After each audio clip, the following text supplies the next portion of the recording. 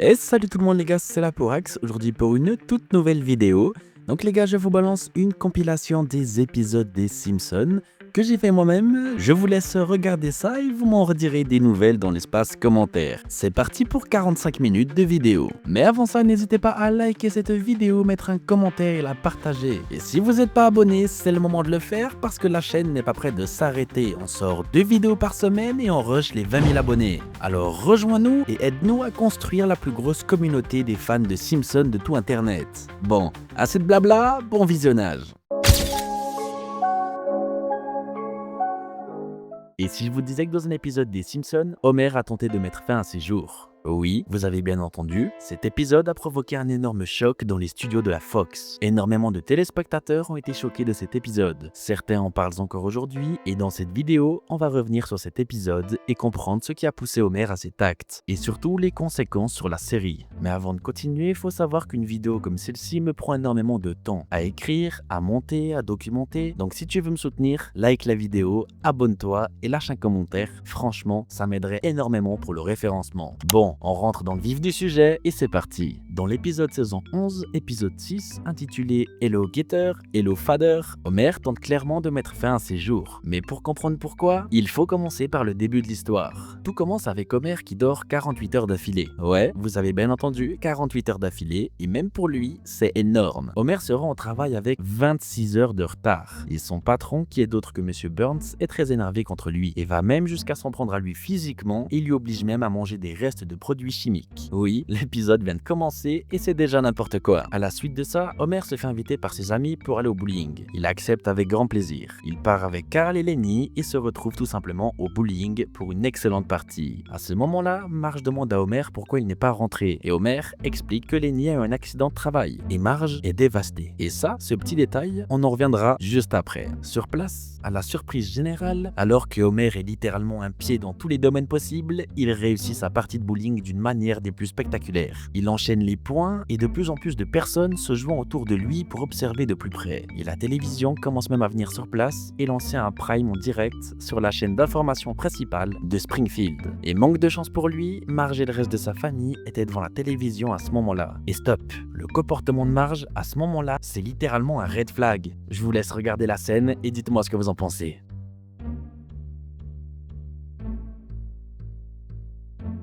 Regardez ce qu'elle a mis sur le côté du canapé. Ok, vous allez vous dire que j'abuse et que c'est rien de fou. Mais dans la saison 35, épisode 15, Homer, Carl et Lenny ainsi que Moe se rendent à un enterrement d'un personnage qui était énormément présent à leur côté, mais qu'ils n'ont jamais réellement remarqué car il avait un problème d'addiction à l'alcool et était très solitaire. Il passait sa vie chez Moe et finit par mourir dans la série. Du coup, ils ont dû se rendre à son enterrement et ensuite faire un road trip pour vider ses cendres à un endroit bien défini. Mais ce passage dans l'épisode m'a intrigué et je vous laisse regarder ça. Mais celui qui me déçoit encore plus que tous les autres, c'est Lenny. Quoi? Tu m'avais toujours semblé être un homme très sensible avec un grand cœur. Pour de vrai?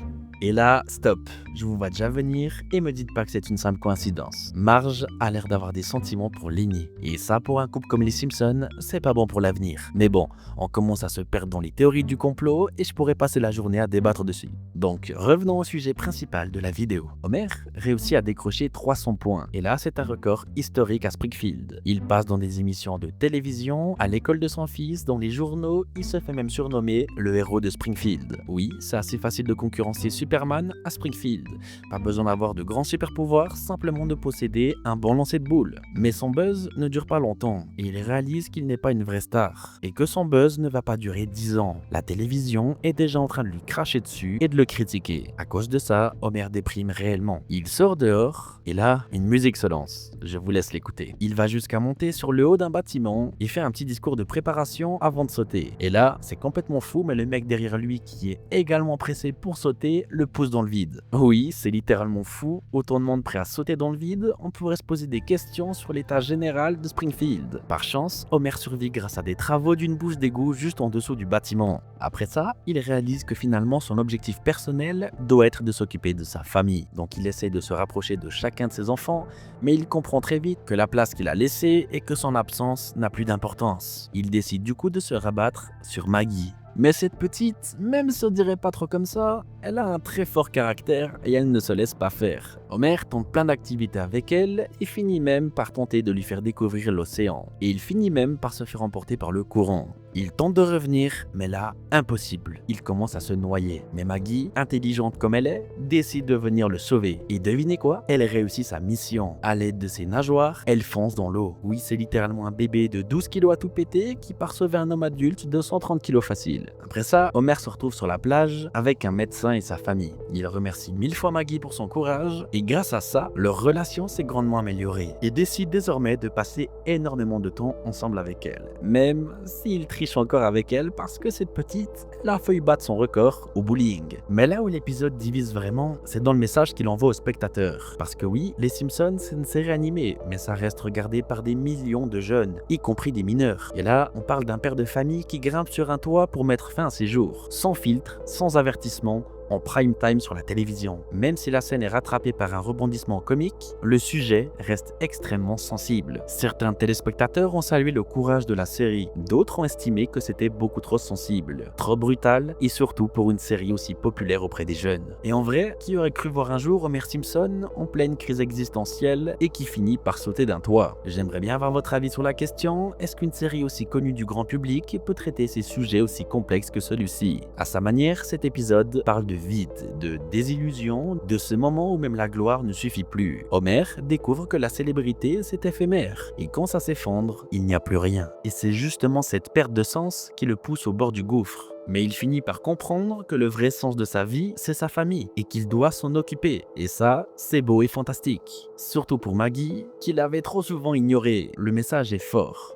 Parfois, on cherche des réponses partout alors qu'elles sont juste à côté de nous. Mesdames et messieurs, c'est déjà la fin de cette vidéo. Si elle vous a plu et que vous souhaitez d'autres vidéos sur les épisodes des Simpsons, abonnez-vous, activez la cloche des notifications et likez cette vidéo. Ça m'aiderait énormément à en sortir d'autres. Merci d'avoir regardé. On se retrouve très vite pour une prochaine plongée dans les coins les plus inattendus de Springfield. C'était la Poax. Ciao!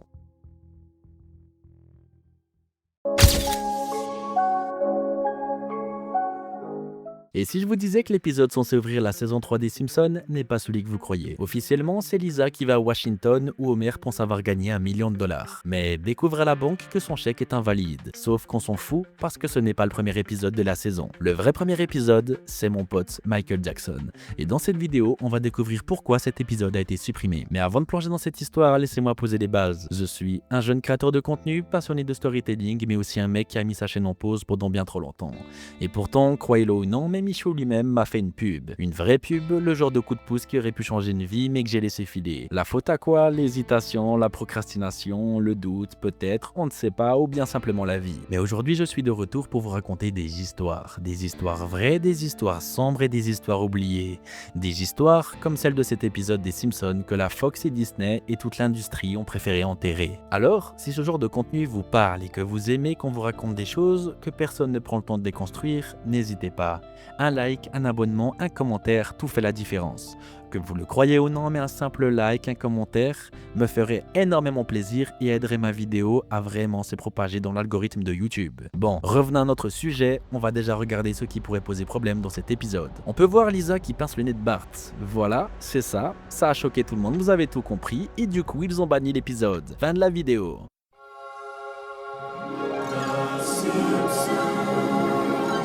Heureusement que non, c'est bien plus complexe que ça. Bart se réveille et Lisa lui explique que pour une fois, vu que son anniversaire arrive dans pas longtemps, elle aimerait bien avoir un cadeau. Alors Bart veut se rattraper. Après le petit déjeuner, Marge sort les vêtements de la machine à laver. Et là, petit souci, tous les habits sont devenus roses à cause d'une casquette rouge que Bart avait laissée. Homer n'a pas de choix, il est très énervé et il doit porter une chemise rose au travail et ça l'embête. Mais ça va surtout le faire un peu trop se démarquer de ses collègues, ce qui est bizarre, car son ami Carl, qui porte souvent une chemise rose, n'en a justement pas mis aujourd'hui. Monsieur Burns repère Homer sur les caméras de surveillance et lui demande une explication sur cette tenue. Il se retrouve littéralement en garde à vue pour une chemise rose. Mais c'est ça qu'on aime, c'est les Simpsons. Burns pense qu'il y a quelque chose de louche, donc le docteur Marvin Morrow donne à Homer un questionnaire psychologique, et comme toujours, vous le connaissez, Homer s'en fiche complètement et demande à sa famille de l'aider. Eh bien, Do you hear voices? Yes, I'm hearing one right now while I'm trying to watch TV. Yes. Sauf que Bart répond n'importe quoi au formulaire et au moment d'analyser les réponses, le docteur est formel. Homer est fou, mais surtout dangereux. Résultat, il est envoyé directement dans un hôpital psychiatrique où il partage sa chambre avec un gars qui se fait appeler Michael Jackson. She took the girl, says that I am the one, but the kid is not my son. C'est dingue, mais Homer, qui n'a aucune idée de qui est le vrai chanteur, rentre complètement dans son délire. Le faux Michael lui apprend même les pas du moonwalk et l'introduit vers les autres patients pour qu'ils puissent faire connaissance. Mais son séjour ne dure pas longtemps. Marge lui rend visite et le personnel comprend vite qu'Homer n'est pas dangereux. Homer peut enfin rentrer chez lui, mais il prend le temps d'appeler Bart pour lui dire qu'il va passer un sale quart d'heure lorsqu'il sera de retour à la maison. Et il lui précise qu'il va ramener Michael Jackson à la maison pour quelques jours, même si ce dernier tient vraiment à ce que personne ne sache qui il est. Trop tard, vous le connaissez, Bart prévient toute la ville. À leur sortie de l'hôpital, c'est l'hystérie à Springfield. Devant la maison des Simpsons, des hélicoptères, un discours du maire, des milliers de fans, c'est normal, Michael Jackson à Springfield, ça attire les foules. Sauf que non, c'est une contrefaçon. Et lorsque tout le monde s'en rend compte, toute la ville est déçue. Et pour ne rien arranger, Lisa en veut doublement à Bart. C'est son anniversaire et évidemment, il n'a rien prévu. Heureusement, notre bon vieux Michael a une idée. Il s'assoit à côté de Bart et lui propose de composer une chanson pour Lisa. Bart n'est pas super chaud, mais il finit par lui faire confiance. Ensemble, ils passent la nuit à créer le morceau. Lisa, it's your birthday. God bless you this day. Le lendemain, Lisa l'écoute et est touchée. Toute la famille est bouche bée et Michael dévoile enfin sa véritable identité. Il s'appelle Léon Komposky et sa vraie voix est totalement différente. Il avoue avoir imité Michael Jackson pour paraître plus cool dans la vie, donc on peut se dire que c'est un vrai chill guys. Alors, pourquoi cet épisode a-t-il été banni en 2019, soit 28 ans après sa première diffusion? Parce que même si l'épisode parle d'hôpital psychiatrique, il reste plutôt léger et drôle. Ce n'est donc pas le vrai problème, sinon il aurait été supprimé bien avant. Le vrai souci, c'est que Léon Komposky est doublé par Michael Jackson lui-même. C'était un grand fan de la série et c'est lui qui a contacté Matt Groening pour participer dans la série. Il est d'ailleurs crédité sous le pseudo de John J. Smith pour des raisons contractuelles et ce n'est qu'en 2018 que Matt a confirmé officiellement sa participation. Mais attention, Michael a seulement doublé les dialogues, pas les chansons. With the friend to call my own, I'll never be alone. Le chanteur que vous entendez, c'est Kip Lennon, dont l'imitation est bluffante. Michael avait aussi enregistré les chansons, mais pas pour l'épisode. Oui, c'est le bazar total, et je vous comprends. Ce n'est pas la première fois que des célébrités prêtent leur voix dans les Simpsons. Dès la saison 2, on retrouve 14 stars, dont le doubleur officiel de Dark Vador, James Earl Jones. Sauf que lui, il n'a jamais eu de problème avec la justice, et ce n'est malheureusement pas le cas de Michael Jackson. Doctor, thank you very much. There is breaking news now on Fox News Channel.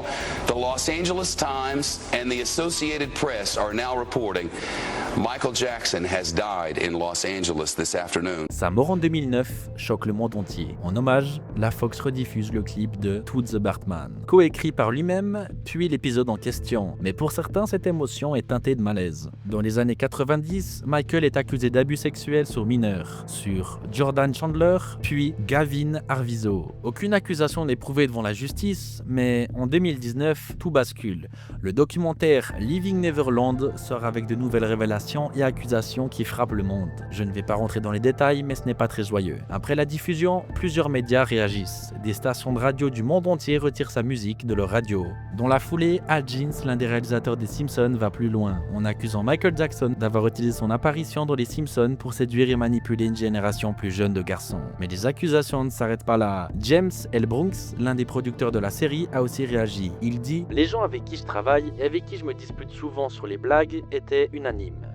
C'était un épisode qu'on adorait, il nous laissera de grands souvenirs, mais peut-être qu'il devrait disparaître. Je suis contre l'idée de brûler des livres, mais les Simpsons, c'est notre livre. Et ça nous donne le droit de supprimer un chapitre. Résultat, l'épisode est retiré immédiatement de partout. La télévision, les plateformes et même des coffrets DVD à venir. Quand Disney+ récupère la série, il manque à l'appel. Et il est d'ailleurs indisponible. Aujourd'hui, le seul moyen de revoir cet épisode, c'est d'avoir un vieux DVD sorti avant sa suppression ou de se balader sur internet jusqu'à ce perdre sur des vieux sites de streaming pour tenter de le retrouver. Mais au-delà de cette polémique, cet épisode devait avoir une suite. Léon Komposky aurait repris l'apparence de Prince pour encourager Springfield à être plus ouvert sexuellement. Mais Prince a refusé le script et l'épisode n'a jamais été produit. Et pourtant, cet épisode reste le seul à avoir été supprimé de Disney+, alors que d'autres stars controversées comme Mel Gibson qui a été accusé de violence conjugale, ou alors carrément le président des États-Unis qui est d'autre que Donald Trump qui a été condamné pour agression sexuelle reconnue. Et eux sont toujours visibles dans la série. Alors, pourquoi cet épisode et pas les autres? C'est un autre débat, mais j'aimerais bien avoir votre avis. Est-ce normal de supprimer tout le travail d'une équipe entière à cause d'un scandale lié à une seule personne? En France,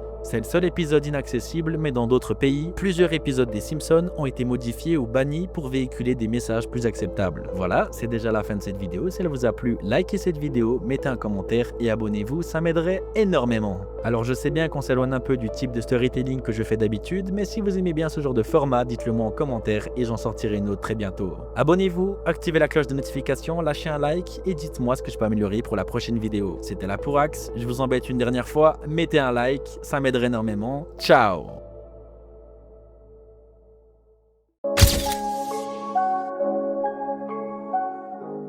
Ah, les Simpsons. Quelle série incroyable. Je ne sais pas vous, mais la première fois que je suis tombé dessus, j'étais encore gamin. C'était tard le soir, juste avant d'aller me coucher. Je traversais le salon et là, je suis resté figé devant l'écran. Un père complètement débile, un fils déchaîné, une ambiance jaune fluo, et depuis ce jour, je n'ai jamais décroché. Et toi, est-ce que tu te souviens de ton tout premier épisode de la série des Simpsons? Aujourd'hui encore, les Simpsons rassemblent près de 3 millions de spectateurs par épisode. Et à leur apogée, dans les années 90, c'était entre 15 et 20 millions de spectateurs. Ils ont littéralement conquis le monde. Et même chez nous, en France, Suisse, ainsi que la Belgique, la série a explosé tous les records. Mais aujourd'hui, on ne va pas juste parler nostalgie, non. Aujourd'hui, je vais te raconter l'un des épisodes les plus fous de toute la série, celui où Homer devient un hacker. Un épisode complètement sous-coté où Homer va, sans le savoir, mettre tout Springfield en danger. Alors, installe-toi bien, monte le son, lâche ton like et abonne-toi si ce n'est pas déjà fait. Et maintenant, laisse-moi t'amener dans les années 90 dans un Springfield que tu n'as jamais connu. Tout commence un matin comme les autres. Homer se rend à la centrale et est prêt à tuer le temps quand il entend Lenny et Carl discuter d'un film qui vient tout juste de sortir. Un film que tout le monde semble avoir vu, sauf lui. Et là, sans prévenir... Spoiler, Lenny balance une scène clé du film, puis Carl enchaîne. Homer reste bouche bée, mais ce n'est que le début.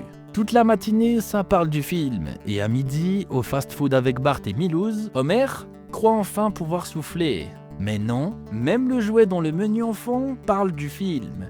Et devinez quoi? Encore un spoil. Mais le sommet du cauchemar arrive à l'église. Oui, même le révérend des Simpsons ne peut pas s'empêcher de faire référence au film pendant son serment. Et bien sûr, spoil, encore une fois, Homer Simpson. À Boutner, Homer explose littéralement devant tout le monde et se fait virer du lieu saint. Assez, c'est assez, il décide de prendre les choses en main. Ce soir, il ira voir le film par lui-même. Toute la famille se prépare, direction le cinéma. Mais à l'entrée, c'est la douche froide. Les billets coûtent une fortune. Entre la hype, les suppléments, les menus hors de prix, c'est un vrai braquage. Mais bon, Homer est réticent mais achète les billets et achète tout ce qu'il faut pour amener toute sa famille regarder ce film. Et une fois dans la salle, devinez quoi? C'est encore pire. Le film est nul, c'est un désastre et comme si ça ne suffisait pas, une publicité surgit en plein milieu du film et Homer craque. Il se lève, hurle sur tout le monde, dénonce le système, la télé, le cinéma, l'obsession de l'argent au détriment du bonheur des spectateurs, une scène digne d'un discours révolutionnaire et encore une fois se fait expulser du cinéma par les mêmes personnes. De retour à la maison, en râlant sur le canapé, Bart débarque avec son ordinateur portable. Et là, il montre à Homer comment télécharger un film sur internet, gratuitement. À ce moment-là, Homer découvre le piratage. Et ça y est, il peut enfin regarder tous les films qu'il veut, autant qu'il veut, sans payer et sans publicité. Le lendemain, il s'en vante auprès de ses potes et les invite à une projection privée chez lui. Le résultat, c'est un succès total. Pas de publicité, popcorn illimité, une ambiance totalement détente, et ils adorent. Et c'est là qu'une idée arrive. Pourquoi ne pas monter leur propre cinéma dans le jardin? Le soir même, ils installent tout. Écran géant, chaises pliantes et un nouveau film au programme. Une vingtaine de voisins débarquent, Homer est ravi. Mais quand il avoue à Marge qu'il a téléchargé illégalement le film, elle s'inquiète. Lui, il la rassure comme il peut. Il lui dit « Ne t'en fais pas, personne n'ira chercher un pauvre gars comme moi ». Mais Marge n'est pas tranquille à l'idée. Le lendemain, elle envoie une lettre au studio du film avec un petit chèque pour payer leur place de cinéma, histoire de soulager sa conscience. C'est une mauvaise idée, parce qu'à Hollywood, quelqu'un lit cette lettre, et là, c'est la panique totale. Une opération spéciale se monte pour capturer Homer Simpson. Oui, pour un simple téléchargement d'un film, c'est les Simpsons, ça peut coûter cher. On a quand même de la chance d'être en Europe. Le soir même, dans son jardin, ils sont maintenant une trentaine à regarder un nouveau film. L'ambiance est au top, jusqu'à ce que le FBI débarque. Des agents surgissent de partout, et en quelques secondes, le cinéma maison d'Homer se transforme en zone d'arrestation. Le chef du FBI, furieux, s'en prend directement au policier local présent sur les lieux. Il lui crie dessus et le met à terre immédiatement. Et là, il balance une révélation lors d'une discussion. S'ils ont pu localiser Homer, c'est grâce à un indique infiltré dans Springfield. Tout s'éclaire et sans plus attendre, ils ordonnent l'arrestation immédiate d'Homer. Mais Bart tente un dernier coup de bluff.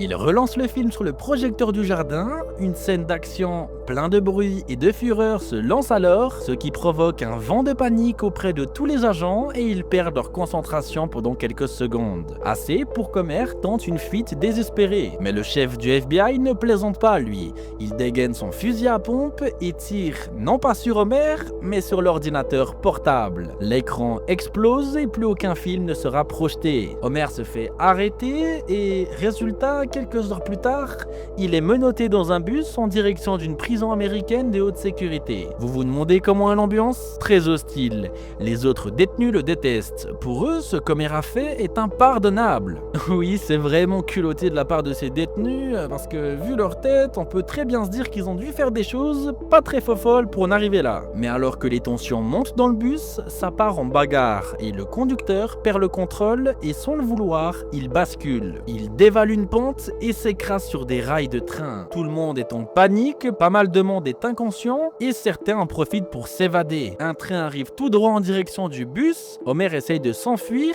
mais quelque chose le retient et il échappe de justesse à une collision avec un train de marchandises. Homer, dans la confusion, parvient à s'enfuir et grimpe dans un wagon en direction de Springfield. De retour chez lui, la tension est à son comble. Autour de la table, les enfants prennent la défense de leur père. Marge, elle, essaye de minimiser les choses comme si c'était une bonne leçon pour Homer. Mais quand Homer tente de se cacher à nouveau, Marge la confronte et lui dit qu'il doit se rendre. Homer refuse, il ne peut pas et il a déjà tout perdu. Lisa, qui est toujours la plus maligne de la famille des Simpsons, propose une idée de dernière chance. Se rendre à l'ambassade de Suède, un pays où le copyright n'est pas appliqué de la même manière. Homer accepte et toute la famille des Simpsons le suit. À l'ambassade, Homer tente de négocier son asile. Il croit être tiré d'affaire jusqu'à ce qu'il aperçoit depuis la fenêtre les voitures du FBI encercler le bâtiment. Ils l'attendent et les heures passent. Il tente à plusieurs reprises de les faire sortir, comme en mettant de la vieille musique en bas du bâtiment pour espérer les rendre fous. Les heures passent et l'ambiance devient pesante. Les Simpsons sont bloqués ensemble et c'est là que Marge craque. Elle avoue toute la vérité à Homer. C'est elle qui a contacté le FBI et elle a envoyé la lettre. C'est elle qui a tout déclenché. Le monde d'Homer s'effondre. Brisé, blessé, trahi, il décide de se rendre. Devant ses enfants en pleurs, Homer sort de l'ambassade, les mains levées, et les agents du FBI le plaquent immédiatement au sol, le menottent et le jettent dans un fourgon blindé. Quelques jours plus tard, c'est le grand jour, son procès. Le procureur entre dans la salle avec un discours à charge violent. Pour lui, Homer est un criminel, un exemple à punir, il demande la peine maximale et Homer reste silencieux. Et au moment du verdict, le juge déclare Homer Simpson coupable. Et il lui demande s'il a un dernier truc à dire. Homer, au début, voulait rester silencieux, mais Marge l'encourage à parler, à raconter sa version. Et là, alors que personne ne s'y attendait, Homer se lève. La voix tremblante, et il raconte tout. L'arnaque du cinéma, l'humiliation, le piratage comme refuge, son désir de faire plaisir à sa famille et ses amis. Le tribunal est bouche bée, et dans la salle, des producteurs de films présents sont captivés par son histoire. Ils approchent Homer et lui proposent immédiatement d'acheter les droits de son histoire. Face à cette frénésie, le procureur abandonne toutes les charges. Homer est enfin libre et il a pu encaisser pas mal d'argent. Son film est désormais en cours de production à Hollywood et tout semble bien aller jusqu'au soir d'un vendredi du mois d'après. Un bruit étrange se fait entendre depuis la porte de sa cuisine. Homer ouvre la porte et découvre une foule devant chez lui. Des dizaines de personnes sont là, assises, en train de projeter son film, téléchargé illégalement. Homer, hors de lui, déchire l'écran de projection et hurle « Mais vous me volez !» C'est ironique, non? Lui qui piratait des films il y a quelques jours est maintenant victime du même système. Une chose est sûre, il a compris la leçon. Et vu ce qu'il a vécu dans cet épisode, Homer Simpson n'est pas prêt de recommencer. Et voilà, c'est ça Homer Simpson.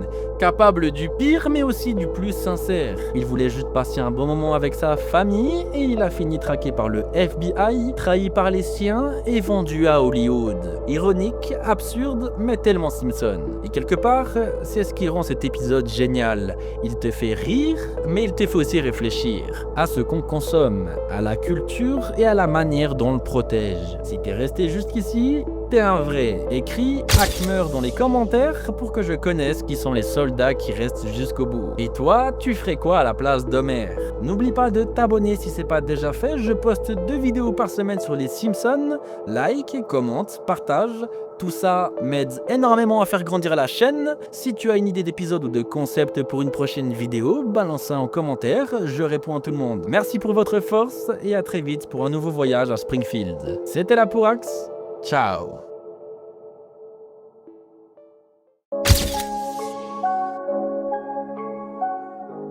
Vous connaissez tous Ned Flanders, ou du moins vous pensez le connaître. Pour beaucoup, c'est juste le voisin beaucoup trop gentil. Celui qui dit ok à tout, même quand Homer l'insulte. Celui qui rend service à tout le monde, qui pardonne tout et qui garde toujours le sourire. C'est littéralement le voisin parfait. Il t'offre un café, il t'invite à la prière, il t'aide à réparer ton toit, même quand tu n'as jamais rien fait pour lui. Il est là, toujours gentil, patient, poli, trop poli même. Et à force, tout le monde finit par en profiter. Homer l'exploite, les enfants le snobent, la ville entière le considère comme acquis, comme un genre de robot programmé pour ne jamais péter un câble. Même quand il se fait humilier, même quand sa femme meurt, même quand son église est détruite, Ned reste calme, Ned sourit et Ned pardonne. Et c'est là que ça devient inquiétant. Parce qu'en réalité, ce que personne ne voit, c'est ce qu'il cache. Sous ce masque de voisin modèle, il y a quelque chose de plus sombre. Une tension qui grandit, une rage qu'il a appris à refouler dès l'enfance, un contrôle permanent qu'il s'impose, jusqu'au jour où ça craque. Parce qu'un homme peut encaisser beaucoup, mais même le plus pieux des croyants a ses limites. Et Ned, lui, va finir par atteindre les siennes. Ce qu'on va voir dans cette vidéo, c'est le moment exact où tout s'est effondré, le jour où Ned Flanders a complètement pété les plans. Et pour comprendre ce qui l'a amené jusqu'à là, il faut remonter bien plus loin que ce que les Simpsons et la Fox veulent nous montrer. Tout commence dans l'épisode 8 de la saison 8, où le titre de l'épisode est Ouragan Ned en version française. Ce matin-là à Springfield, tout semble normal. Le soleil brille, les voisins bavardent et les oiseaux chantent. Rien ne laisse présager ce qui va arriver. Et pourtant, une voix à la radio interrompt ce quotidien paisible, alerte météo. Un ouragan de catégorie 5 se dirige tout droit sur Springfield. En une seconde, tout bascule. Les rues se vident, les gens crient. Mo cloue ses fenêtres avec des bouteilles cassées. Apu planque ses caisses de bière derrière le comptoir. Homer, fidèle à lui-même, panique pour des chips et de la bière. La ville entière perd le contrôle. Mais pas Ned Flanders.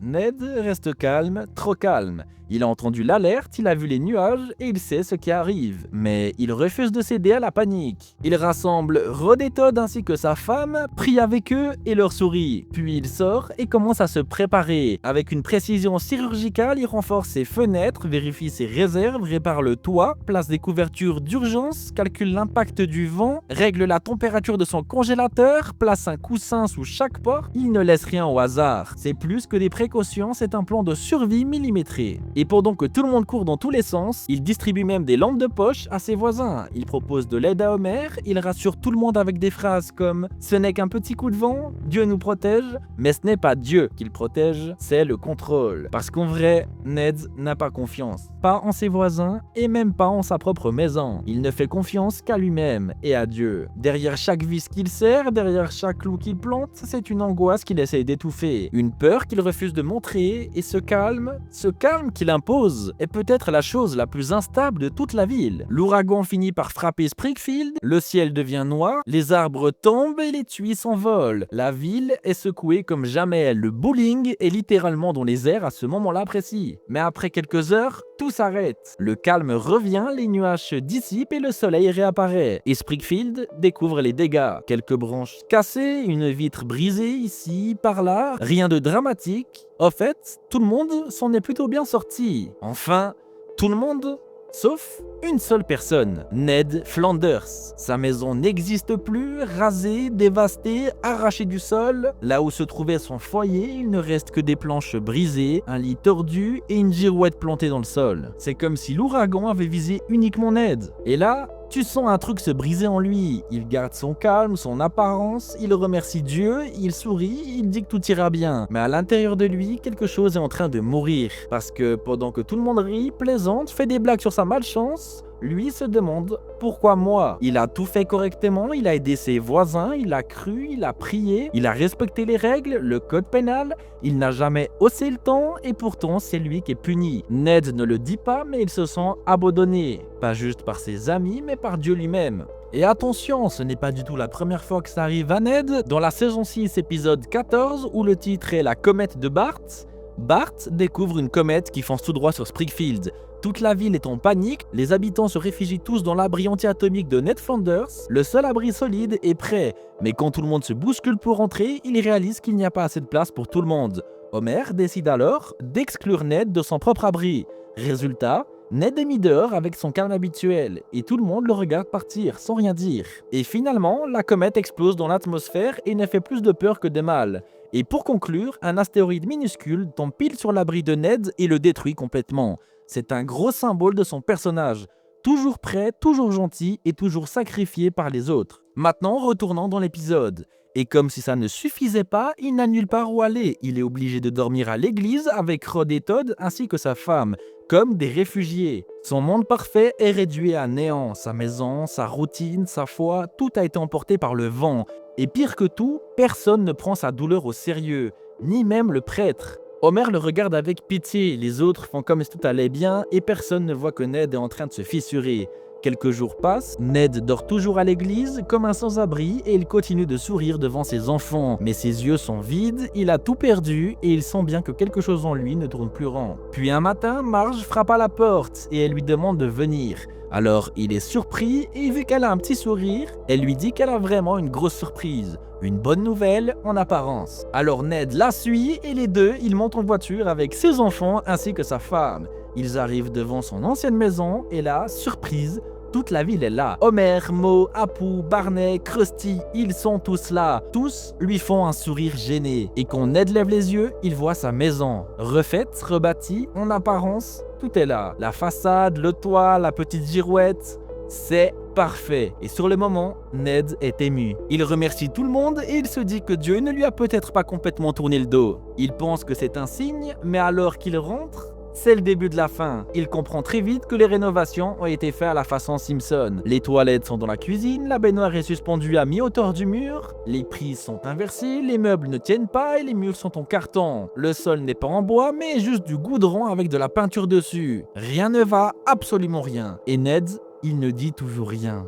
Il regarde et il encaisse. Il essaie même de faire une blague. Eh bien, au moins, il se sent donné de la peine.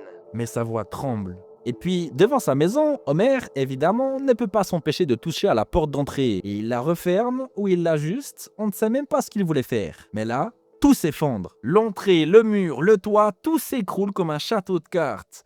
Et là, Ned ne dit plus rien, il ne remercie plus, il ne sourit plus, il se retourne lentement, il regarde la foule, les gens qu'il a toujours aidés, ceux qu'il n'a jamais jugés, et il explose. Il insulte tout le monde, un par un. Sans filtre, sans détour. Moe, Apu, Homer, Krusty, même les enfants d'Homer Simpson. Chaque phrase est une bombe. Ce n'est pas juste de la colère, c'est la libération d'années entières de frustration, de souffrance, de refoulement, et c'est littéralement Ned Flanders sans le masque. Et toute la ville est choquée, abasourdie, même Bart pour vous dire. Parce que personne ne pensait que ça pouvait arriver. Mais c'est arrivé, Ned Flanders a craqué. Après son explosion, Ned ne cherche pas à fuir. Il ne supplie personne, il se rend lui-même à l'hôpital psychiatrique de Springfield. Pas parce qu'on l'y a envoyé, mais parce qu'il sait qu'il y a quelque chose en lui qu'il ne contrôle plus. Là-bas, il rencontre le docteur Foster, un psychiatre calme et direct, qui n'est pas là pour juger, mais là pour comprendre. Et pour cela, il tente une méthode surprenante. Il fait venir Homer Simpson, celui qui énerve Ned plus que n'importe qui, celui qui incarne le désordre, le bruit, le non-sens. Tout ce que Ned a toujours tenté d'éviter. Homer est là, bruyant, maladroit et intrusif. Et Foster observe. Il regarde Ned se crisper, se refermer, il le pousse à bout doucement jusqu'à ce que Ned craque. Pour que vous ayez le contexte, Foster connaît très bien Ned, car quand il était petit, c'est lui qui s'est occupé de lui. Mais ça, vous allez le comprendre dans la suite de cette histoire. Ned commence à parler et ce qu'il raconte est bouleversant. Enfant, Ned Flanders n'avait rien d'un bon petit garçon. Il était ingérable, sauvage, hystérique, il frappait, criait, mordait, détruisait tous les jouets des autres, il n'écoutait personne, n'obéissait jamais, et ses parents étaient littéralement deux personnes adeptes du laisse-faire. Ils ne croyaient pas en l'autorité ni en la discipline. Ils laissaient Ned faire ce qu'il voulait, quand il le voulait, il n'avait pas de limite, pas de cadre. Résultat, Ned est devenu un enfant hors de contrôle. Alors, ils ont fini par le confier à une équipe médicale du docteur Foster, et c'est là qu'a commencé le programme de rééducation. 8 mois. 8 mois de ce qu'ils appelaient la thérapie du taponnage. C'était simple, brutal, mécanique. À chaque comportement inacceptable, Ned recevait une petite tape sur le poignet. Une tape, 2 tapes, 10, 100, 1000, toutes les 5 secondes s'il le fallait. Jour après jour, heure après heure, tape après tape, jusqu'à ce que le comportement disparaisse. Mais pas par compréhension, mais par conditionnement. À la fin des 8 mois, Ned ne s'exprimait plus. Il disait « Ok, ok » à tout le monde. Il souriait même lorsqu'il était triste. Il ne s'énervait plus, il ne disait jamais non. Il était devenu ce qu'il voulait. Un homme poli, parfaitement poli, mais pas guéri. Programmé, cassé, mais pas guéri, cassé, puis programmé. Et tout ce temps, personne ne s'est demandé ce qu'il ressentait. Il avait l'air calme, donc il allait bien. Sauf que non. Tout ce qu'il avait refoulé, toute cette violence contenue, ce n'était jamais parti. C'était là depuis tellement longtemps, et prêt à exploser.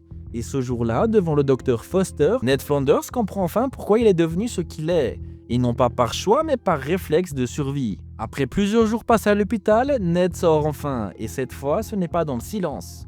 Toute la ville est là, Homer, Marge, Lisa, Apu, Moe, tout le monde. Et tous l'attendent devant l'entrée de l'hôpital, ils l'applaudissent, ils lui sourient et ils lui disent qu'il leur a manqué. Et Ned, lui, il sourit aussi. Mais ce sourire est différent, moins automatique, beaucoup plus calme et beaucoup plus sincère. Parce que pour la première fois depuis des années, Ned Flanders s'est écouté. Il n'a pas juste prié, il a parlé et a compris ce qui lui avait fait beaucoup de mal par le passé. Il a accepté que même le plus gentil des hommes peut avoir besoin d'aide. Et ce jour-là, Ned Flanders n'est pas revenu en héros ni en victime, mais est revenu en tant qu'homme. Un homme qui a craqué, un homme qui s'est reconstruit et qui sait désormais que la colère n'est pas un péché, tant qu'elle ne te dévore pas de l'intérieur. Alors, pour être précis, ce n'est pas le seul épisode où Ned Flanders craque, il y en a d'autres, beaucoup d'autres. Mais celui-là, il m'a marqué particulièrement, parce qu'on ne voit pas juste un personnage s'énerver, on voit un homme s'effondrer de l'intérieur. Sa souffrance est réelle, profonde et racontée avec une justesse rare. Et c'était impossible pour moi de ne pas faire une vidéo dessus. Dans une série pleine de chaos, Ned Flanders a toujours été le mur le plus solide. Mais même les murs solides finissent un jour par se fissurer. Et parfois, il suffit d'un simple ouragan. Si t'es resté jusqu'ici, je te remercie beaucoup. Écris Ned Forever en commentaire pour que je sache qui tu es. Et maintenant, c'est déjà la fin de cette vidéo.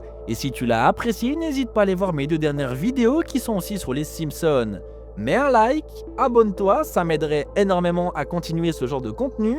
Si tu as des conseils, des précisions ou juste une envie de sujet, les commentaires sont ouverts et c'est fait pour ça. Et devine quoi, je réponds à tout le monde, c'est promis. Et d'ailleurs, vous êtes nombreux à m'avoir proposé des idées de titres de vidéos et franchement, ça me booste de fou. Alors si toi aussi t'as un épisode, une théorie, un personnage que tu veux voir en vidéo, balance ça en commentaire. On vise les 20 000 abonnés avant la fin de l'année, 2 vidéos par semaine, on lâche rien. Alors monte dans le train maintenant, parce que je peux te promettre une petite chose, on ira chercher ce trophée YouTube ensemble. C'était la Porax mes amis, pour une prochaine vidéo. Ciao!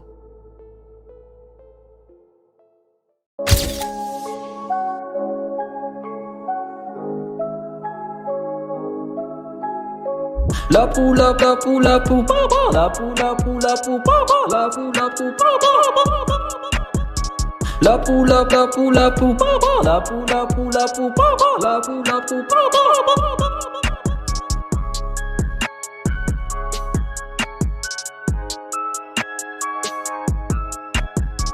La poule, la poule, la poule, la poule, la poule, la poule, la poule, la poule. La poule, la poule, la poule, la poule, la poule, la poule, la poule, la poule, la poule.